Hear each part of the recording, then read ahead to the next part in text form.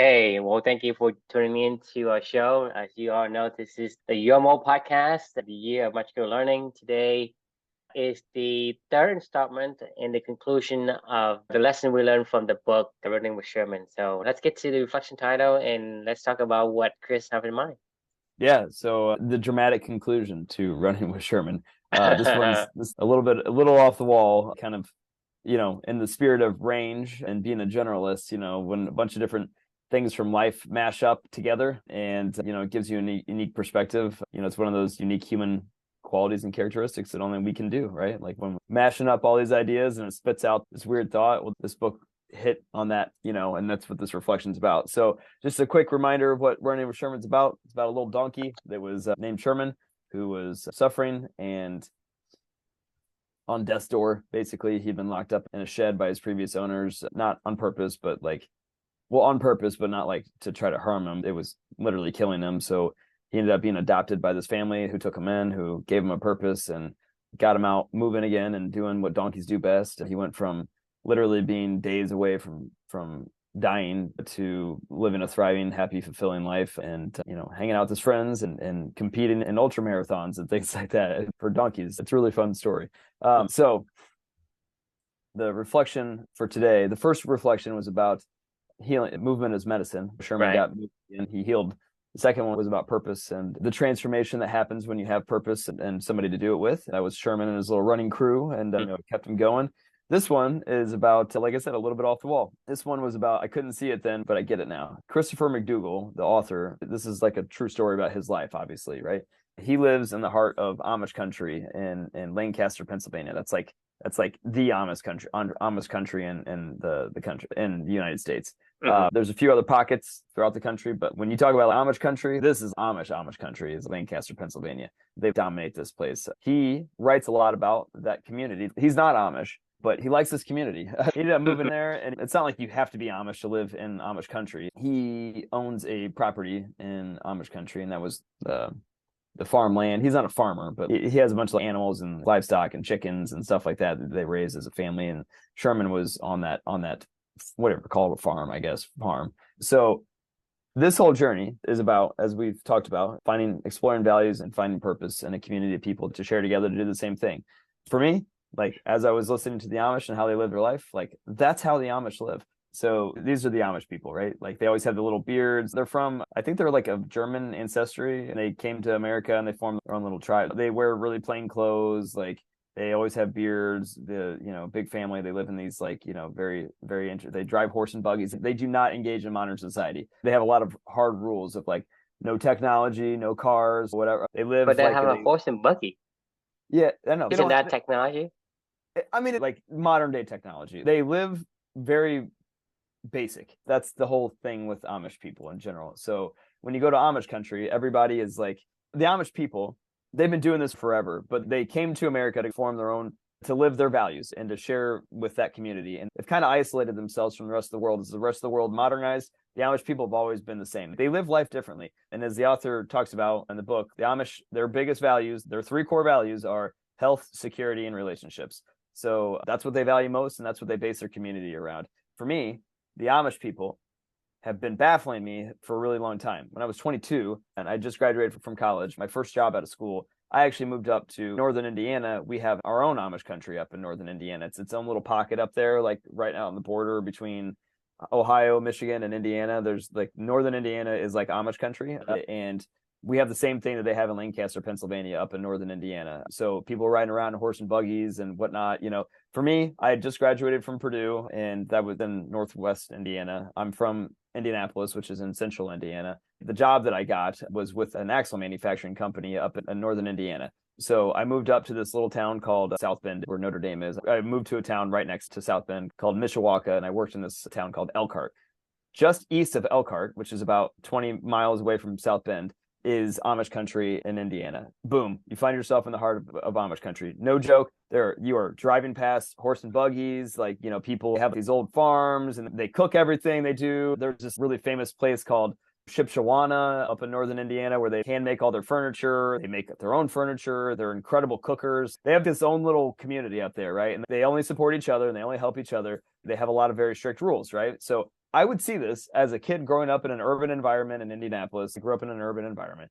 And now I'm in a whole nother world up there. I'm driving by horse and buggies on the way to work. And I'm like, every time I would see these people, I don't know what to do. I don't know what to make of this. It was just in a bizarro another world for me. I mean, literally, it felt like I was in another world. But there was something intriguing about the Amish people. And I remember at that time, I remember asking myself, because I was in this rat race on my own, living in a place that I wasn't familiar with anybody. You know, I was in debt from credit cards. I'm 22 years old and I'm making money in my first job out of school and student loans. And, you know, I'm miserable by myself in this other place, this new place. And all I do is work all day long because that was what I thought I was supposed to be doing. And then I look over to these Amish people and they're just moseying along in their horse and buggy. They got their families with them. You'd see them at Essen House, this little Amish bakery place on the weekends. And they're just all having a great time and they're big families and, you know, all the stuff. And I remember at the time, I used to tell people all the time, I wonder if they're the ones that get it right. Like, is it me that's wrong or is it them? But I was like, one of us is wrong here. And I would look at their life and I'm like, maybe I'm wrong. Like, maybe I'm getting this wrong. They just seem so happy and family oriented and value driven and all this other stuff. And I was like, whatever. Eventually, after about 3 years up in this area, I was ready to move home. So I moved back to Indianapolis. I was back in my urban environment. I was back in my element with the normal people again. And by this point in time, I was starting to make a little bit of money. I was advancing in my career. I got married, bought a house, did all the normal shit the normal people do, right? And I can really never get it out of my head. Like, you know, maybe I'm missing something, you know, fast forward to today, right? So I'm reading this book, finishing it. This book had a very heavy influence about Amish people in it. And I think I get it now. That's why the title is, I couldn't see it then, but I get it now. Like, these people truly live. It's all about meaningful work and meaningful relations with them. Like, they don't owe, they're in debt to no one. They literally will take no credit. Like, they build their own houses, like as a community together. They only use what they need. They help each other out. They work really hard. They have very close family and friend connections. Like, they don't have credit cards. They're beholden to no one but themselves and to their communities and the values that they hold true.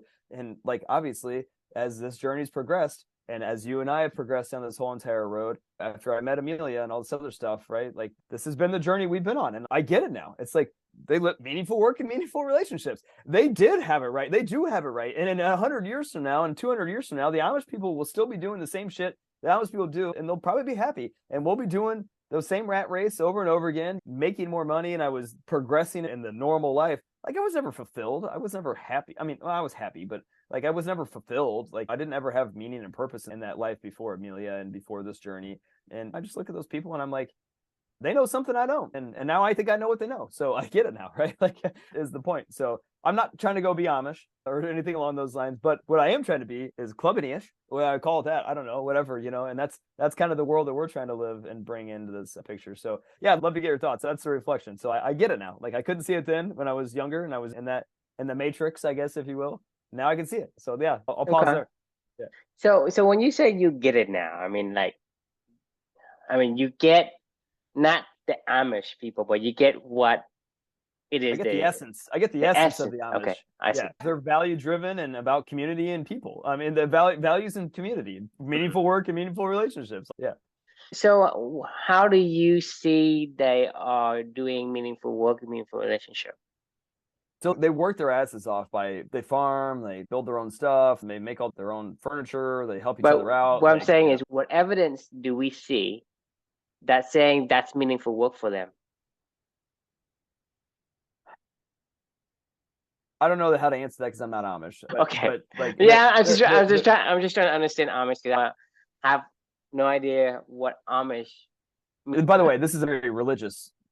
Like, this is like there you go, Lancaster, Pennsylvania. This is what Lancaster, Pennsylvania looks like. Just a lot of farmland, people on horse and buggies, and it's Amish country. So they're farmers. It's based around the Mennonite religion. So they were kind of like. So how do you become an Amish?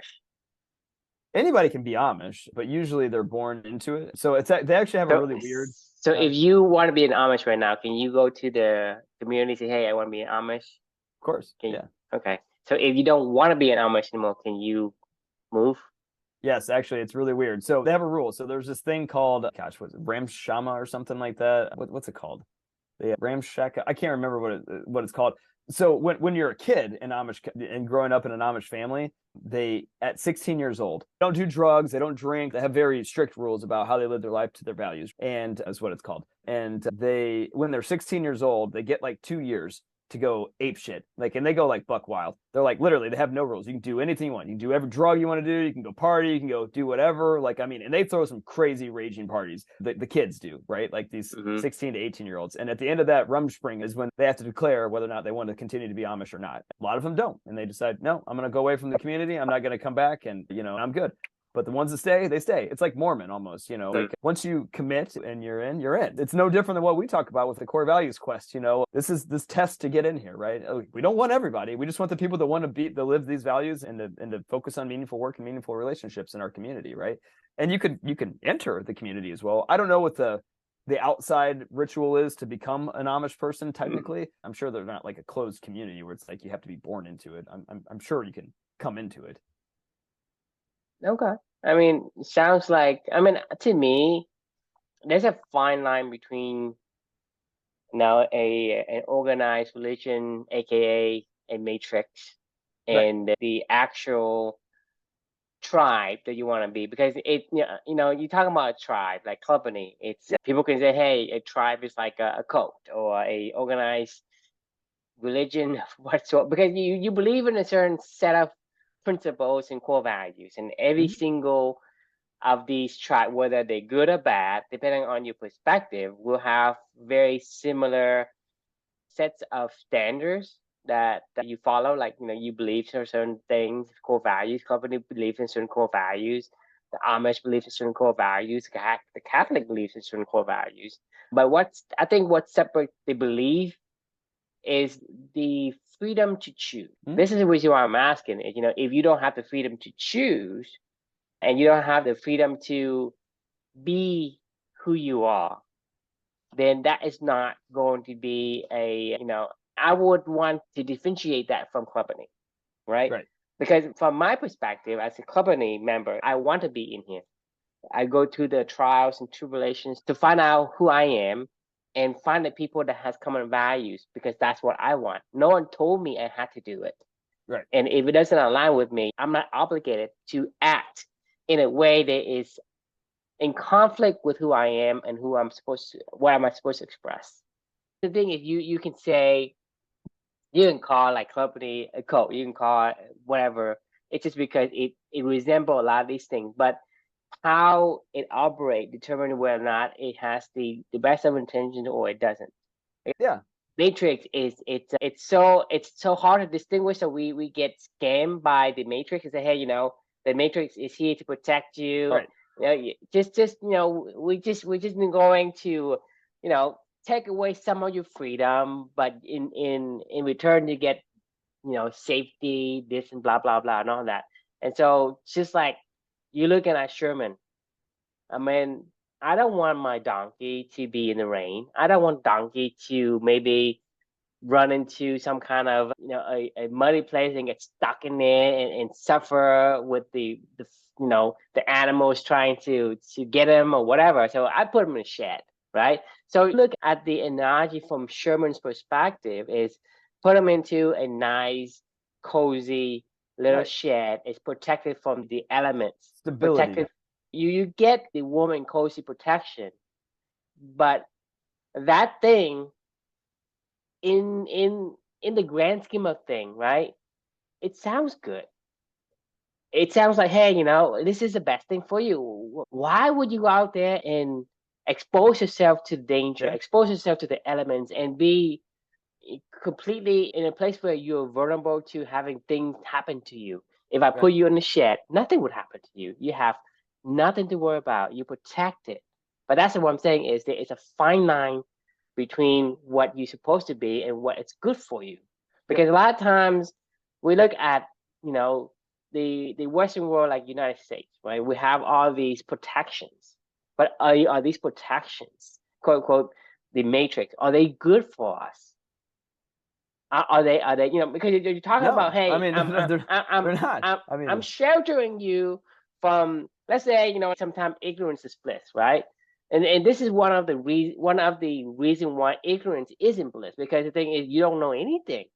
You were told to be in the shed, and you have no idea what your purposes are, and you're just withered away in a supposedly safe haven.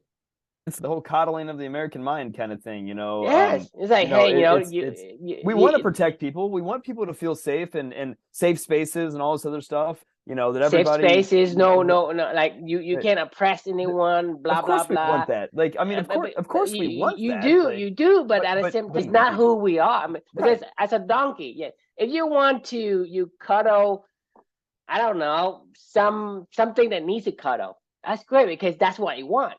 But Right. for a donkey, his DNA, his manifestation of the donkey needs to be outside, needs to be jumping around. He has the energy to jump around. He has the ability to escape. And he has the ability to weather the rain, the ability to weather the storm, the snow, the hardship, the heat, whatever. He has that ability. And he wants to do that. He wants to express the enduring of those elements. And if you don't let him, Sherman will become, the sick and at death door Sherman. But if you let him become who he needs to be, he becomes the Sherman he's supposed to be.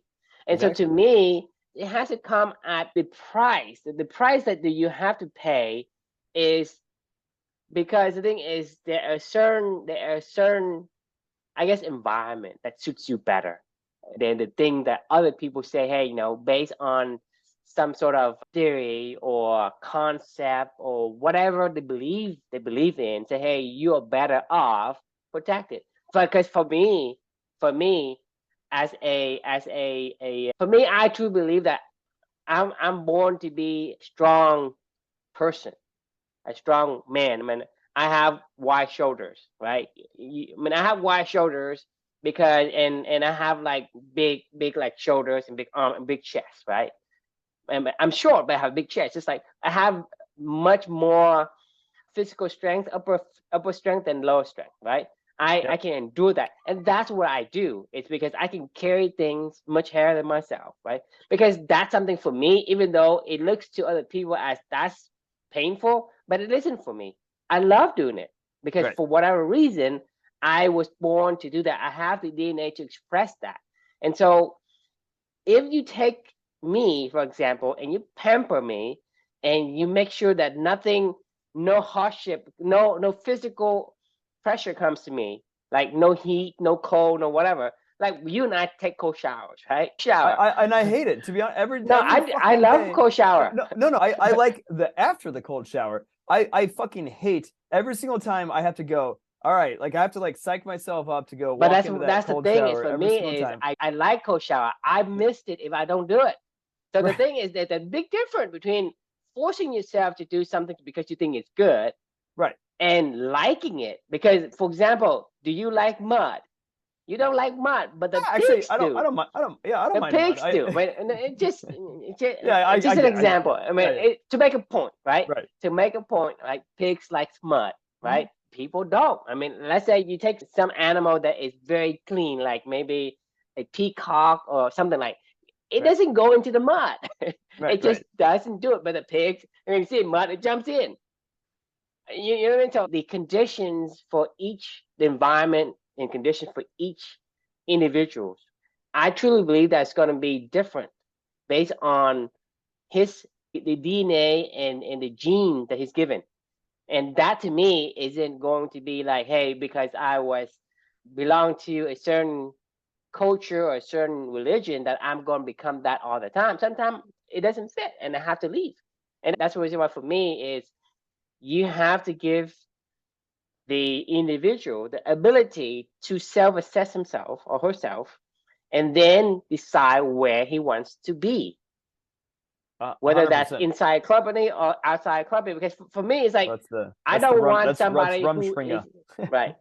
I don't want somebody who isn't, doesn't believe in the core values, the number one core values. They believe in the learning, the self-assessment, the self-reflection, right? If you don't believe in those, right, then you don't belong in club, and there's nothing wrong with that. That's all right. It's totally okay. Like, I mean, there's a community for you somewhere, but go find it. But it's not this one, and that's okay. Like, I mean, everybody cannot be Amish. Like, I'm not gonna lie. So, like, I mean, yeah, exactly. As you said, you want to be Amish. I don't want to be. Even though you say you get it, but you get the essence. It's not you're not getting. Right. Your essence is that you have to be who you are, and go back to the same saying I'm saying like it reminds me of like Ray Dalio and Bridgewater Capital, right? Like I get his culture. I don't want to be in that culture, but I get it. I respect what he's building, but I don't want it. That doesn't align to me, right? Like it's not the kind of culture that I want to be in. Now, there's this other company called Next Jump that is very much aligned to like what we believe in company. I would actually want to go work at Next Jump. It's a perfect alignment, and they're very similar companies because from the DNA of it, right? They both have the same mindset of this is about meaningful work and meaningful relationships as they build their company around it. We both agree that no matter what, those two companies are always going to be beholden to the dollar, and that's not what we want to be beholden to. We want to be beholden to the essence of our mission, which is balance and things like that. That's why when we started this, it was culture first. They started with the business and they built an amazing culture. I think it's about people first. Right. I mean, the culture comes because once you have the people first. Because when I say that, it's because in company we encourages you to self-reflect, right? I'm not going to let you into the company unless you know who you are. Right, to find out. This is the key first principle of company is right. You have to know who you are because no one is asking themselves who they are or who they want to be. And first step, not everyone. Well, I'm talking about like less than 1%. Right. Less than 1% people are asking them, okay, because everybody say, hey, I got to be this. I got to be that. Where you get that from? Oh, the TV.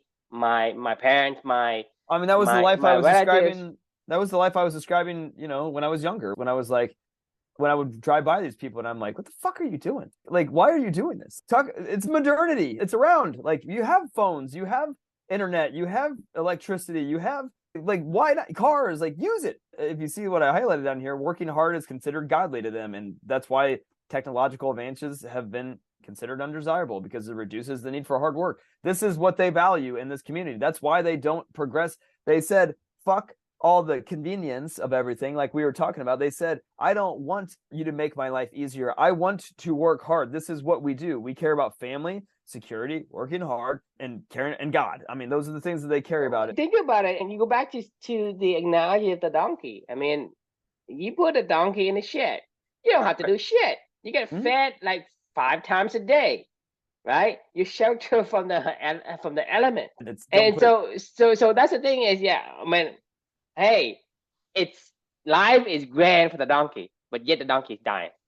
That's what I see, right? Tourism. Don't be a donkey in the shed. And we don't finish yet. But you think about it, right? Because you look at the Amish people, say, because I don't have no idea what Amish people are. I'm just guessing. And I believe they have the reasons, regardless how ridiculous it seems to other people. It doesn't really matter because you can look at the donkey. I'm putting a donkey in a safe place. I'm protecting him from the danger of the wolves, the mosquito, the flies, the bugs, the pests, and all that. I protect him from the rain. I feed him, he don't have to go out and do any shit, right? He is pampered into his life. He should have like double his life, his life, lifeline, just because he has no struggle. But yet the donkey is dying. So to me, you look at me, right? Because I have the muscles, the upper muscle. I need to do some shit because if I don't do some shit, right, then it doesn't feel like me. So a lot of time when I was younger, I break things. I break things all over the house. Man, I chopped down, like when my dad planted all the trees, I went out there and chopped all down, right? For whatever reason, it needs to express, I need to use the energy that's in me. Right. Look at the donkey. He has similar characteristics. His trait is he has to go and gallop down the fucking, hills or whatever. Right. He needs to have that. You look at, like, we do some, like, cold shower, right? Some people love it. Some people hate it, right? Because pigs love mud. Maybe like doves, like white dove don't, right? For example. What we love is a stressor. Like, we love to be stressed. It's not a stressor because to me, it's not a stress at all. Stress meaning you're going against something you don't want. No, right? no. I didn't say stress was a bad thing. Like, but there is bad stress. So this is one of the things. It's hard to use a word that we have been abused for so long. Say, hey, stress, right? Yes, go back to the early ages. A stressor were maybe more mechanic, more like pick up more rocks or a like concept for farm, somebody. But like nowadays, when you mention stress, it's like, fuck, this is something I don't want to it's do. bad stress. Yeah, right. And we don't want to use the word without a disclaimer. That's why I want to make sure that I stop and say, hey, stressor in different sense. Look, the Amish people stress themselves out in a good way all the time. They do not allow modernity and new technologies to make their life easier. Like they purposely stress themselves out. Right, because this is the same thing I'm talking about. Because if you have physical strength, you want to carry that weight. You didn't want to go without anything. You carry the weight because it makes you feel good.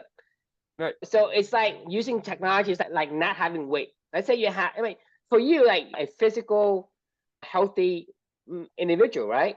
You don't want people to push you in a wheelchair everywhere. No. Why not? Technology. I don't want because you have the faculties. That faculty need to be utilized. If you don't use it, accept it. I would. No. It's about you want it.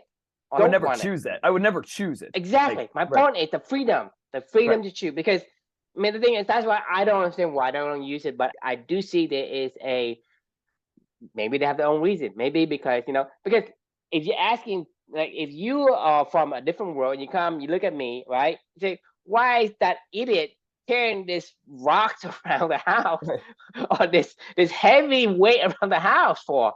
What an idiot. Right. Right. Well, I mean, but that's the thing is because for me, I need to, like, for you need to be running, right? Or you're walking or playing tennis, exert some kind of energy to because you have the faculty of physical abilities. You need and you want to. The point is you want to use it. You want to carry that rock. You want to run uphill. Some people who has the strength, they don't want to run downhill. When you have a very skilled swordsman, they don't want to fight no one who is way below their level. It's no fun. Just like you go and play tennis with a 2-year-old. Right. Imagine you playing tennis with a 2-year-old, or imagine me playing football with the 2-year-olds. I wouldn't do anything. I would just. I wouldn't move. Would you want to do that? I want to challenge myself. I don't. No, it's about the want, because you think about it. If you are so good that you playing, I'd quit. This is boring. Yeah. Exactly my point. I do. I love losing. I really love it. I hate it, but I love it. It's like taking cold showers. My point is beyond the individual perspectives, right? The individual perspective is the most important because it determines whether or not you're doing what you need to do. It is the self-expressions of your gene. If you have that gene, if you have a gene that thinks, you love to think. If you have the gene to speak, you love to speak. I'm telling you that for you, when you speak, you get more energy. Yeah. Right? When you meet people, you get more energy. On the other hand, a lot of people, when they go and talk to people, they get exhausted. It doesn't. It depends on what I'm talking about. I get really exhausted when I'm talking to people that are not. It's about the one. People. It's about expressions of the gene that you have. Recognize that I'm talking to somebody. Is that example of what I was saying at the beginning of this, and that's what they care about. I immediately, my brain just is like, I don't know how I'm going to carry on this. Can we just end this right now? It's like I don't want to continue. I don't want to give you my energy. You don't deserve my energy. The point I'm making is, when you have a gene that needs to express, for example, for you, you are a talker. You love to talk. Yes. About stuff that I care about. There are certain topics that you don't want to talk about. Yeah. Same thing with Snow. He loves teaching, but certain things he just don't like about teaching. Right. But the point is he still wants to teach rather than not teach at all. For you, you rather talk than not talk at all. Yeah. Right. So you look at Sherman, he'd rather go out and jump around. Yeah. Right. If he took away my ability to speak, I don't know, man. That'd be pretty. You'd be devastated. You'd be depressed because you're gonna wither like Sherman. Yeah. If you suppress who you are to be like everybody else, and this is, to me, is a pandemic of greatest proportion. Yeah, society is going so much further down the road of everybody's the same, equality. No, that's the message. I mean, you're talking about equality like, between men. You're talking about equality between different people. No, I don't want we're equality. Different. Like, we're different because I can't sell shit. Okay? I don't want you to have the same purpose as me either. Like, so, so when you're different, by definition, it's not equal. And then you go and say, hey, women also have equality. Equality of what?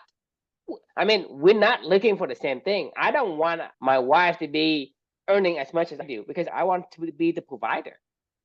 And sure, I want her. But she could want that too. I mean, but she doesn't. So if that's fine. Most women don't want to. I mean, I don't want to go down that road because I think they're being brainwashed.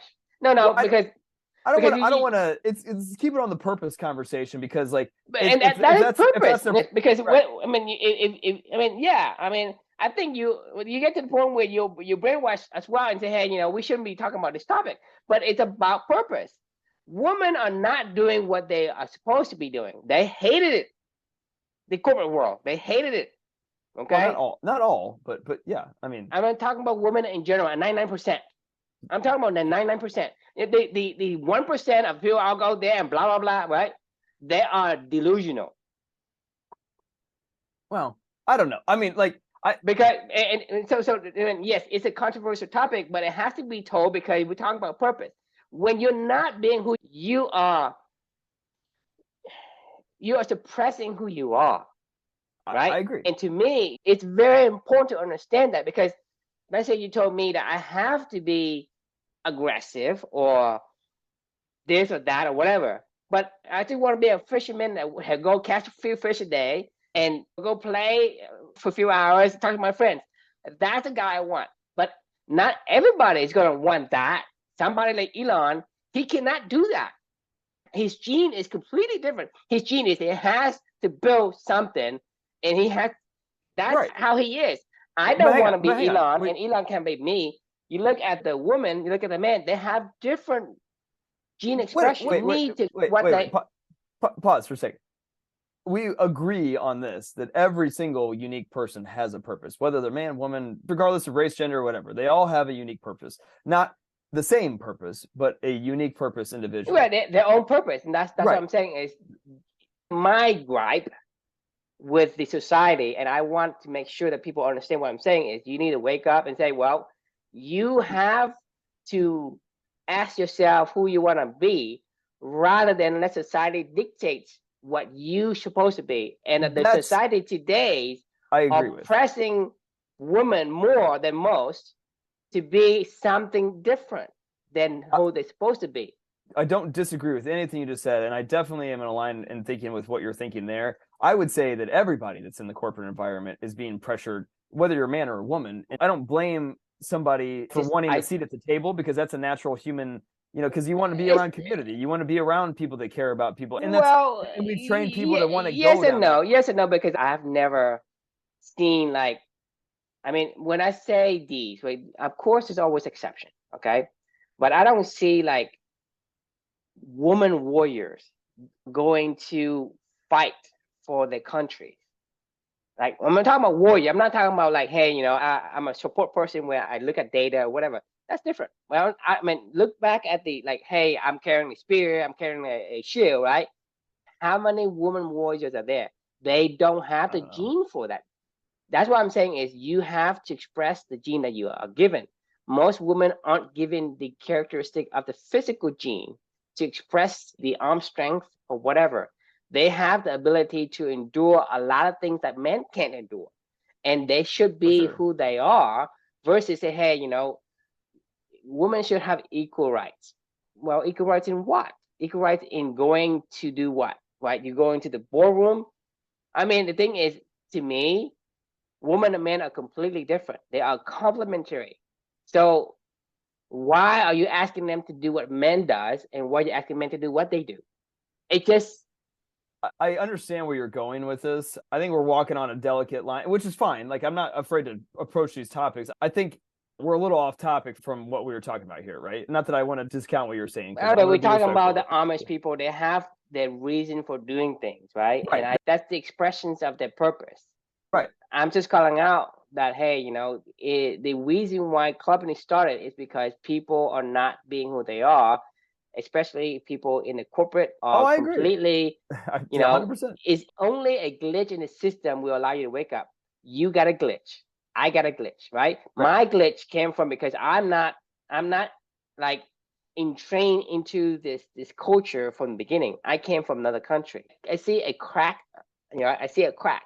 You have an atomic bomb that forces you to stop and reevaluate yourself, and then you notice a crack. That's what I'm saying is, how can you see the crack unless you have the ability, the sometimes you call it unfortunate atomic event, right? You have an atomic event. I saw the crack because I wasn't trained into this culture. I was a completely different culture because of the overlap allows me to see a crack in the system. Sure. This is how you wake up from the matrix. You wake up from the matrix.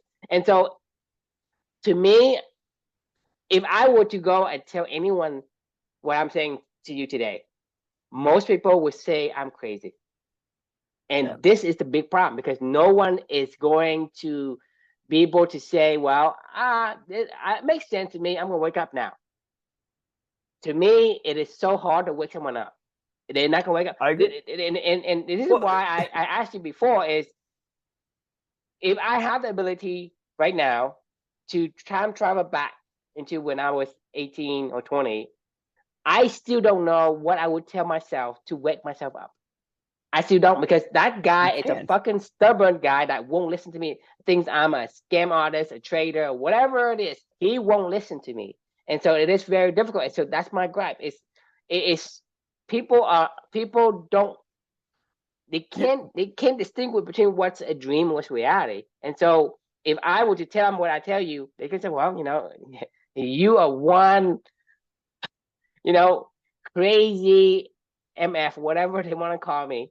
Sure. Well, I mean, in all fairness, this is kind of my point of the reflection was like when I used to see the Amish people, I was like, these people are fucking crazy. Like, honestly, fast forward. How long did you, I mean, let me ask you then, if you never had the atomic bomb, would you understand them now? Would you get it now?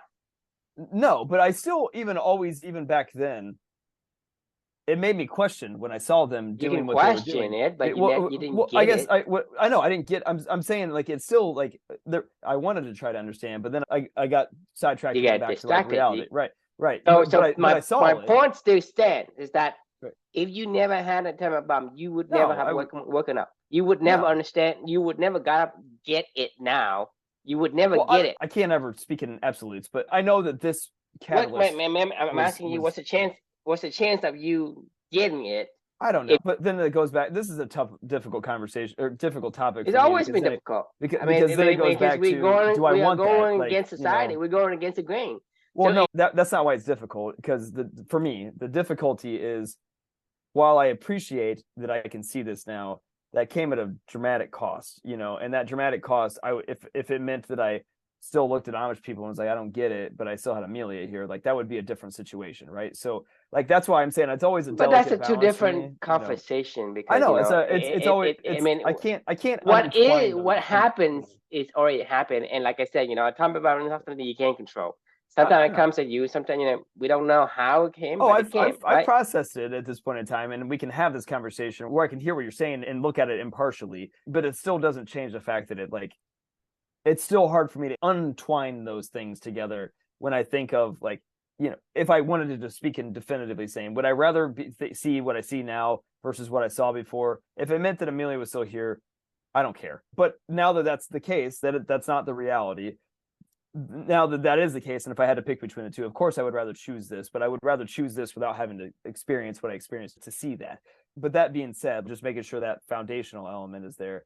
I continue to go back and see the similarities of what we're doing. That's the thing is, you and I would never be outside of the matrix and be in this situation if like we say, if nothing happens to me, nothing happens to you. You and I will be in the matrix until we die, basically, and we're basically a tool for the society, whoever's controlling the society. We would miss the point. I mean, that's like everybody else. Right. Like everyone else. Except for the Amish people. Members who don't conform to the community expectations will be convinced to repent or excommunicated. If you're excommunicated, you're shunned. Like, it's a social contact. But blah blah blah blah blah. Almost 90% of Amish teenagers choose to be baptized and join the church. They like this life. They see the value to it, and they see the community and all this other stuff, right? Like, and then you think of all the things they put them through when they're like the stressors of life and working hard and family and community and like all these other things. Like, when you see the Amish people, when I'm seeing this from a macro level, if I'm zooming way out, like when we're talking about it, examining it right now, I see a community that's always going to be limited in scope to grow. It'll only ever grow at a very, very small pace, but it'll be here for another fucking 700,000 years if they continue to do it, because the people that are there are believers of what they're trying to do, and it makes their life meaningful and it gives their life purpose. It's different for different people, because for me, it's, if I say, I can only speak for myself, and for me, I mean, I don't really care whether or not we're going to the moon, right? Because you look at me, you ask me, what would I want, right? I want to build something to take Earth to the moon, or go live on an island, fish, for a little bit, go have coffee for a little bit, and go talk to my friends for a little bit. That's a life. That's what other people are completely different. They want to bring new technologies, new things, go to space, go to the next galaxy, look at the new stars or whatever. That's their expressions. That's what I'm saying is, for them, they don't care about the slow growth. Like, it doesn't. It's individually different. I know. That's different perspective. I meant that as a good not everyone wants to say, I was put on Earth to advance civilization to the next whatever. I don't know. What's the next thing, right? Hey, we can space travel to another universe, another galaxy, whatever. That's my job. Who's to say that's my calling, right? Yeah. That's what I'm saying is, a lot of people will look at Amish people and say, hey, these people are slow to progress. It sounds like a bad thing. No, I'm not saying it's a bad thing. No, I'm not saying that you're saying it, but I'm saying the saying that everybody would take away. 90% of the people would say that's a bad thing, because we were told that's a bad thing. Right. You know it, and I know it, that if we had to bet, like, hey, we say this sentence, right, and let like 1,000 people vote, is it a bad thing? Is it a good thing? Majority, and I'm willing to say, majority of the people are going to say, hey, that's a bad thing. We want progress. We want advancement. We want better thing, right? Because we were told that. Because no one has told us, hey, maybe that's not it's the dopamine nation. It's the, instead of focusing on, if I had to guess if Google will be around in 100 years or if the Amish people will be around in 100 years, I know the answer 100%. Like, all day, every day, it'll be the Amish people will still be here, and their community will not be rapidly growing. Google may have gone from 1 employee or 2 employees to 300,000 employees to 1 again. That's the way technology works. Like, the Amish community, maybe 3,000 people, but then in 100 years it'll be 3,500, and in 1,000 years it'll be 5,200. Like, it'll steadily grow because people want to embrace that life and they find meaning and purpose around it. Sustainable. It's sustainable. You look at Google, it's not sustainable. Something is going to replace it. Sometimes it's going to go out of business or whatever. And so to me, that's the thing is, a lot of why do we as people believe that we have to achieve the same thing? Amish people in Ohio in 2010 it was 58,000, and in 2018 it was 78,000. There's, it's like good steady growth, like it's not some crazy explosion, or whatever it may be, but it's like just steady as you go. Actually, this isn't. Sorry, I interrupted you on that one. I was just kind of curious. Like I say, I see your point, but like I'm saying is, we are being conditioned to accept the same thing, whether or not we believe in it, right? Because we have to accept 6.6. That's a very sustainable growth rate. You're right. If you showed that to Wall Street, they'd be like, get them out of here. This business is floundering. 6.6% growth over a decade. That's fucking shit. I need to, like, we need to exit, make a shitload of money, or, I mean, hell, there's probably more people that work at Google than are Amish. Like, how many people work at Google? So there's 367,000 in the U.S. Google. 118,000, right? How many employees is Google? 139,000. There's almost a third of the Amish population in the world that work at Google. Now, how many of those people do you think will still be living the Google culture in 10 years? 50 years? Some only last 6 months. Even if Google got up to 10 million employees, who do you think is going to be around in 100 years from now? Google is going to be gone so fast you don't even realize it's gone. Poof. Is it even a real culture? No, it's not. But a lot of people don't. That's why I want to bring it up. It's it's not, because it's not who they are. You are told, right? You are told to embrace this. Yes. These people have to decide, and 90% of them choose to stay in this shit. And what the Amish people do. 90% of them, they're grown, they're born and raised, and they still say, you know what, I want to stay. Like, the 10% that leave, they're like, fine, good riddance, I guess. You're shunned from the community. Literally, you're shunned. You're excommunicado. And that's fair. I mean, like, not ever. Remember when we started the core values quest, and we were like, these people are not a fit for what we were trying to. Not everybody. Right. I mean, there were some of them, because many will take the quest. Few. Many are called. Few are chosen, or whatever. Yes. Is what you always said, right? You disagree with me. Well, yeah, I was like, everybody should. I said no. It's not like. I mean, I agree. I agree now, but like my thought was, for a culture to grow, it needs to grow exponentially. Like, it needs to be a Google. Like, no, it needs to grow sustainably, not exponentially. Right. Google grew exponentially. Facebook grew exponentially. Yahoo grew exponentially. What happened to Yahoo? All these cultures are, they're like they're like literally like shooting stars and then they blow up. I mean, they're supernovas. They just, I mean, like big explosion. I mean, look at like WeWork. I mean, if you've seen that documentary on Hulu about, not documentary, that show on Hulu with Anne Hathaway and Jared Leto, when they portrayed the WeWork founders, she would look at him every single day and say, you're a supernova, his wife. And they took a company from 0 to whatever it was, 50,000 employees and blah, blah, blah. But then it all collapsed. And then now, I mean, they're still around, but do you think WeWork will be around in 20 years and 50 years? It's a blink of an eye. It's a blink of an eye. I don't know how long they've been in.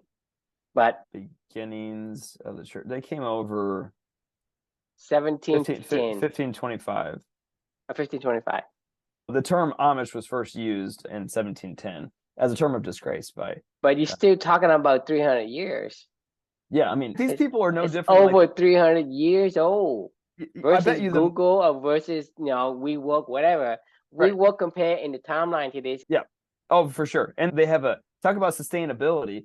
They build everything. They own everything. Like the Amish people in northern Indiana that I was around, they are rich as fuck. Like they have so much cash. They work. Like they make money, they farm. Some of them even work in some of the factories. They go and work because they're carpenters. So they'll work in like the RV factories and stuff like that, and building, trailers and fifth wheels. And then like they just go home and bank all their money. They have no debt. They owe nothing. They build their own homes as a community together. They all get together to go build the next person's house. Like when they get married, all this other stuff. Talk about sustainability. Google, for it to grow, has to take on a ton of debt and financing and a ton of VC money.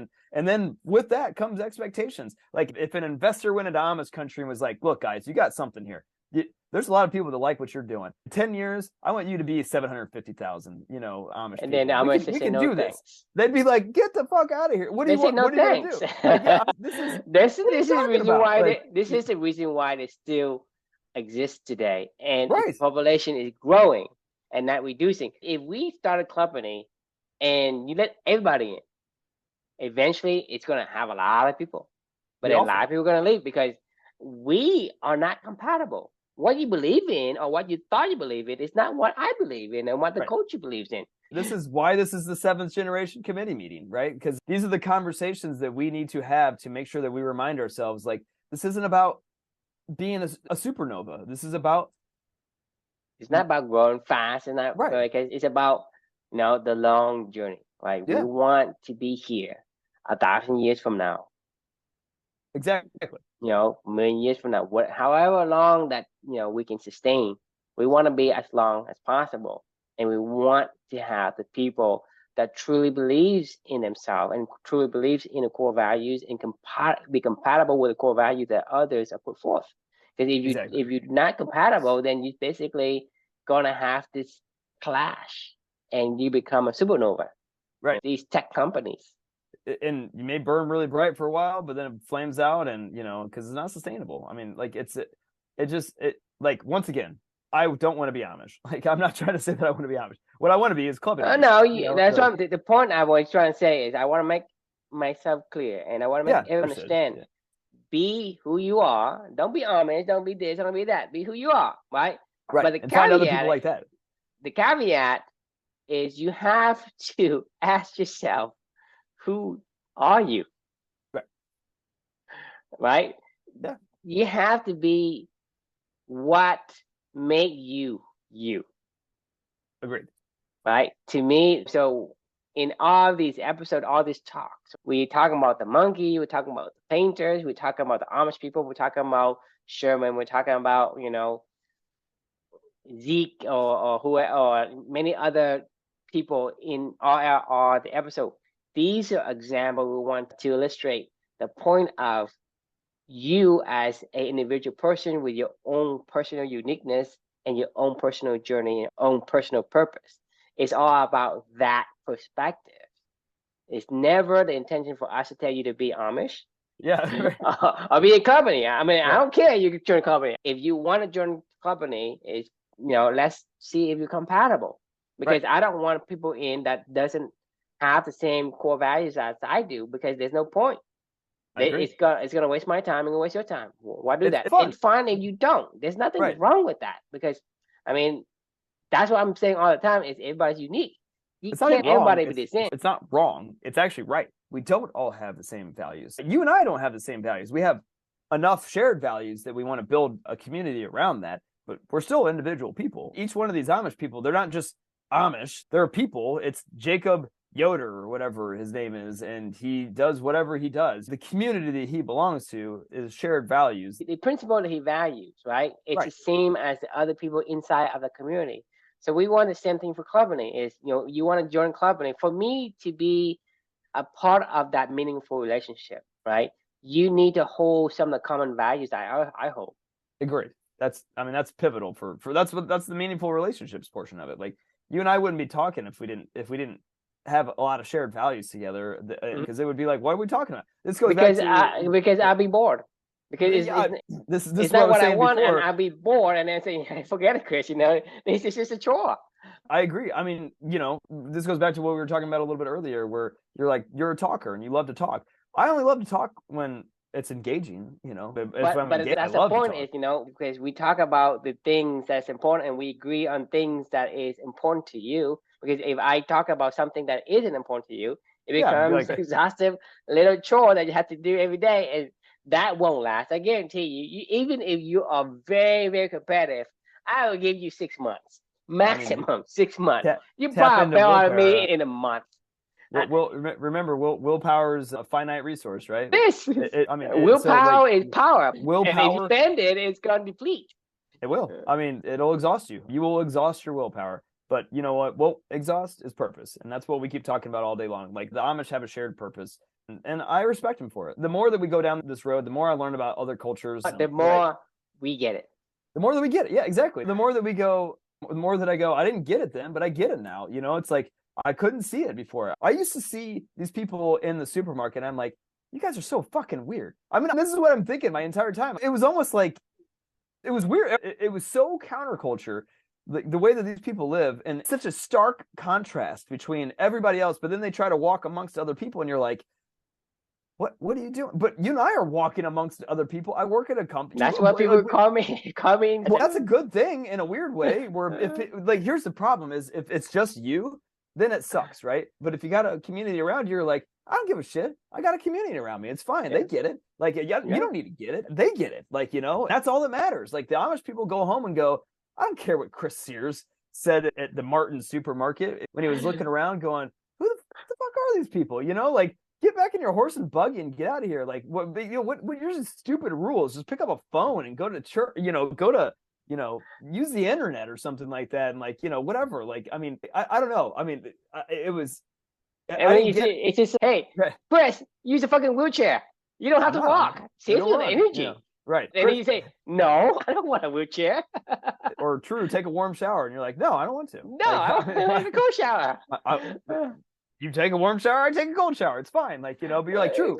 Exactly. A warm shower feels good. It's more comfortable. And you're like, I get it. Warm shower is not comfortable. You understand? The thing is, what's comfortable really to you? To think about it, like you're talking about, hey, a fish out of water, right, or a rabbit underwater. It's not universal. Right. Nothing is universal. You can't say a cold shower is not good and warm shower is good for everybody. No. No, I didn't say it's good. I said it's easy. I said it's no, it's not easy. It's hard. It's hard because you reject it. You think about a fish out of water and me in underwater, right? I don't want to be underwater. The fish that right, it feels good underwater. Right. That's my point. Yeah. Nothing is universal. You can't say, well, yeah, warm shower is it's good. Depending on who you are. Fair enough. Interesting conversation for tonight. I think we're kind of way over time now. So it's just taking from like 15 minutes to 15 minutes. That was a long one. But regardless of what topic it is, it comes like, hey, we're talking about Amish people. Right. I have no idea what Amish people are. I told you going into this one, I was like, this is gonna be a weird one because it's like this is kind of an off the wall, little bit of a weird topic. Like I said, it's a mashup of range of experiences in life where you're the things that I'm describing to you, like I vividly see them in my head of engaging with Amish people in my community. I still see them every once in a while down here in Indianapolis. They'll come down to like the zoo or something like that, here in the Indianapolis Zoo, and I'll see them walking around the zoo while Felicia and I are pushing stroller around with Luca. And nowadays, like I always have to do a double take because they stand out so much because of their clothes that they wear and whatever, and their beards that are like weird shaven beards, and you're like, and they wear these big top hats, like they just stick out like a sore thumb, and you're always like, oh, it's the Amish people. Before in the past, my mind immediately would have been like, you guys are fucking weird. Like now I'm like, rock on, be you, keep doing what you do. So like, if any Amish person's listening to this, which I hope to God they're not, because they're probably going to be like, man, these people just don't understand, and we don't. Like 100% agree. It's like if we were trying to do a breakdown of Bridgewater Capital and their culture, would be like, I don't get it, and I don't want to get it, but I get it. You know what I mean? I get it, but I don't get it. I want to. Same thing with Clubany. They probably don't get it, and I don't want them to unless they want to get it. Then if they do, then come on down. Let's talk. You get it, you get it. You don't, you don't. Right. And that's fine. So anyway, all right. So that's my final thought. Any final thoughts for you? Final thought is don't be a donkey in a shed. That's a new truism. It has been written in stone. It is now locked down into the Slack chat, never to be forgotten. So don't be a donkey in the shed. The question we can leave for anybody that's still listening is, what are some cultures, ideas, and things hiding in plain sight that deserve a second look for you? And the crack in the matrix, or however True is describing it. So we will see you all on Monday. And that concludes our Running with Sherman trilogy. Hope you enjoyed it. It's been a great ride. Yeah, that was fun. Okay. All right. Good night.